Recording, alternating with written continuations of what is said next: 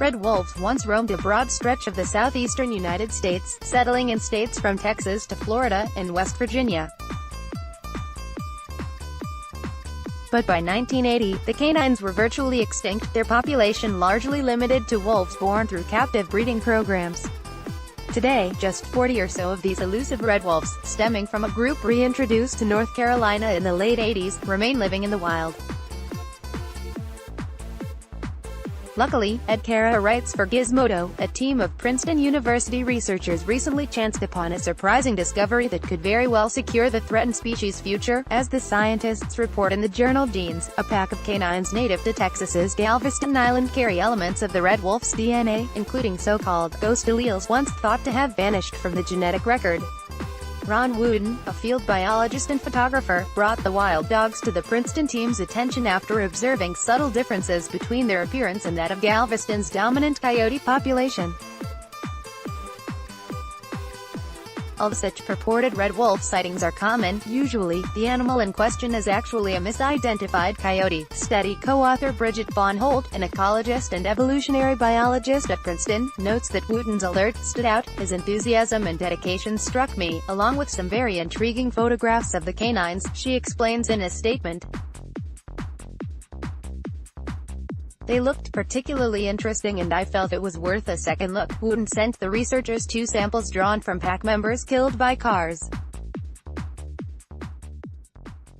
After extracting DNA from the roadkill, the team compared it to genomes from an array of related species, including 29 coyotes, 10 gray wolves, 10 eastern wolves and 11 red wolves bred in captivity.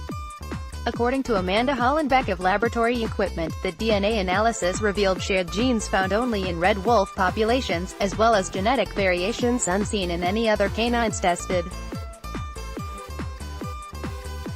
It's possible that these anomalous genes are ghost alleles lost during captive breeding.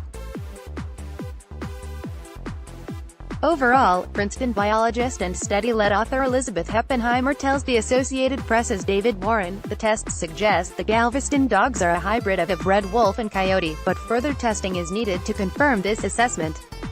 Red wolves, better known in scientific circles as Canis rufus, are medium-sized canines whose 45 to 80-pound weight places them somewhere between the coyote and the gray wolf.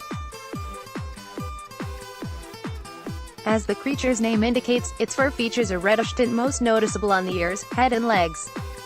Thanks to human hunting, habitat loss and interspecies breeding, the red wolf landed on the endangered species list in 1967.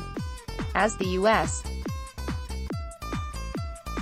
Fish and Wildlife Service's website states, captive breeding programs launched soon after. In 1980, the last known wild red wolves were moved to human-overseen facilities, leading scientists to deem the species biologically extinct in the wild. At the height of captive breeding efforts, researchers boasted a population of some 240 canines. Due to interbreeding with coyotes, however, only 17 were pure red wolf. Of these 17, a total of 14 successfully reproduced, enabling the reintroduction of red wolves to North Carolina during the late 1980s. According to the app's Warren, this North Carolina population peaked at between 120 to 130 wolves in 2006. Now, only 40 or so remain in the wild. An additional 200 live in zoos and wildlife facilities across the country. The most significant implications of the team's findings revolve around future conservation efforts. As Cara notes for Gizmodo, careful breeding between the wild Galveston canines and remaining red wolves could restore lost aspects of the species' genetic history and keep them healthy. If red wolves are reintroduced to the Galveston area, it's also possible that they could breed with local coyotes, sparking hybridization events that restore red wolf genes lost in the captive breeding programs. Hybridization is relatively common in natural systems and does not always have negative consequences. Heppenheimer tells the AP. Still, contemporary conservation policy remains prejudiced against hybridization, which is often seen as a deterrent to an endangered species' survival. As Von Holt concludes in the statement, coyote populations may more likely represent a mosaic collection of individuals with diverse histories, with some possibly carrying the remnants of an extinct species. We hope that these findings resonate with policymakers and managers, and influence how we think about endangered genetics, like this article.